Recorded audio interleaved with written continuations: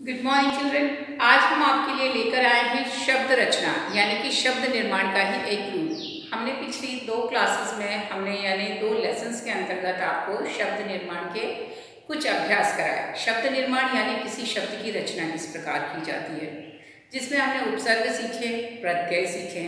उपसर्ग जहाँ पर शब्दों के पूर्व में जुड़कर वो नए शब्द बनाते थे, और प्रत्यय वे शब्दांश थे जो किसी शब्द के अंत में जुड़कर नए शब्द बनाते थे।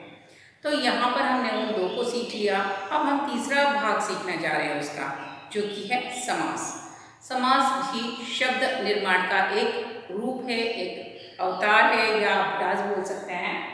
तो यहाँ पर आप देख सकते हो कि मैंने 2 एग्जाम्पल्स लिख रखे हैं, यानी उदाहरण। अब आप सोचोगे कि समास होता क्या है।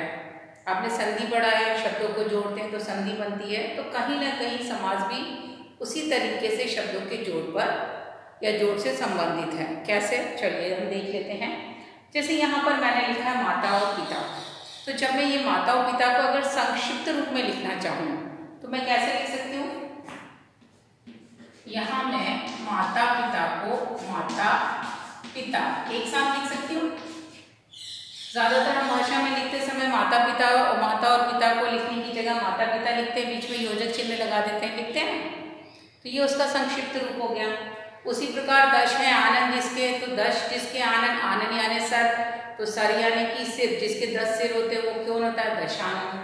तो यहाँ पर मैं इतना बड़ा वर्ड लिखने के बजाय यहाँ पर लिख लेती हूँ दशानन, ठीक है। और ये दशानन शब्द किसके लिए इस्तेमाल किया जाता है, ब्राह्मण के लिए, ठीक।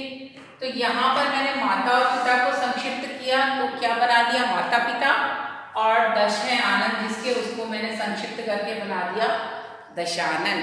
तो ये शब्दों को संक्षिप्त रूप में लिखने का जो ढंग है, जो रीति है, यही समास कहलाती है। जहाँ पर हम संधि में वर्णों के मेल से विकार उत्पन्न कर रहे थे, उसमें वर्ड के मेल कर रहे थे। अब यहाँ पर हम पूरे के पूरे शब्दों को ही जोड़ रहे हैं आपस में, और इस प्रकार जोड़ रहे हैं कि उनका एक अर्थ निकले, और उनका यहाँ पर कारक चिन्हों का लोप हो जाता है, जो बीच में ने को, जैसे यहाँ पर और चला गया। तो इस प्रकार हम क्या कर रहे हैं, शब्दों को संक्षिप्त रूप में लिख रहे हैं। तो ये शब्दों को संक्षिप्त रूप में लिखने का ही रूप, या कहना चाहिए तात्पर्य, समास होता है। आप देख सकते हो आपकी टेक्स्ट बुक पेज नंबर 58 पे ये व्याकरण के छठे पाठ का तीसरा हिस्सा है। पेज नंबर, यहाँ पर पेज नंबर आप देख सकते हो कि पेज नंबर है ये 58 पेज नंबर पर ये दिया गया है। तो यहाँ क्या कहा है उन्होंने कि समास शब्द का अर्थ है संक्षिप्त करने की विधि।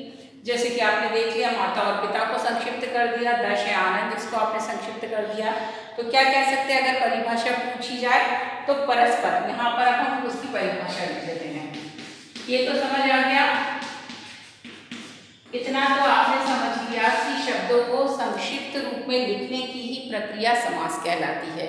अब उसकी परिभाषा अगर लिखना चाहें तो हम लिख सकते हैं परस्पर संबंध रखने वाले, क्या लिखेंगे, परस्पर संबंध रखने वाले 2 या 2 से अधिक शब्द, 2 या तो 2 या 2 से 2 या 2 से अधिक शब्दों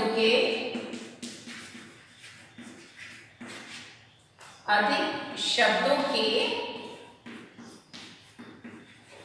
मेल को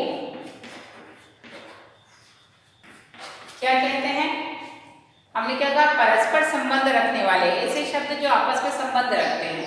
परस्पर संबंध रखने वाले 2 या 2 से अधिक शब्दों के मेल को समास कहते हैं। क्या कहते हैं, समास। समास ये हमने कर दिया, कहते हैं। तो समास की परिभाषा हमें मिल गई। कैसे मिली कि समास का पहला याद ध्यान रखना है, समास होता संक्षिप्त करना।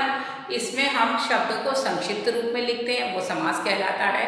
जैसे हमने माता और पिता की जगह माता पिता लिख दिया, दश है आनंद जिसकी जगह पर दशानन लिख दिया। तो क्या हमने जाना कि समास शब्दों को संक्षिप्त रूप में लिखने की प्रक्रिया होती है। अब परिभाषा अगर पूछी जाए तो वो इस प्रकार लिख देंगे कि परस्पर संबंध रखने वाले 2 या 2 से अधिक शब्दों के मेल को समास कहते हैं। जहाँ संधि में हम वर्णों का मेल कर रहे थे, लेटर्स को जोड़ रहे थे, यहाँ पर हम शब्दों को जोड़ने का प्रयास करेंगे। ये अंतर संधि और समास में है, आपको कंफ्यूज नहीं होना है। संधि में लेटर्स आ, ई, उ ये परिवर्तित हो रहे थे, व्यंजन चेंज हो रहे थे। यहाँ पर आपके क्या परिवर्तित होंगे, शब्द ही संक्षिप्त हो जाएगा। हो सकता है कि पूरे पूरे वाक्य जैसे शब्दों की जगह पर एक शब्द का प्रयोग हो जाए। तो ये होता है समास यानी संक्षिप्त करने की प्रक्रिया। अब समास में समास पद होता है, समास विग्रह होता है और उसके विभिन्न रूप जो हम आपको आगे आगे मॉड्यूल्स में समझाते जाएंगे। तो परिभाषा लिख लीजिए, उदाहरण लिख लीजिए, हम उसकी भेद और उसके विभिन्न अभ्यास से आपको और परिचित कराते रहेंगे। आवश्यकता है हमसे जुड़े रहने की। तब तक के लिए टेक केयर, बाय।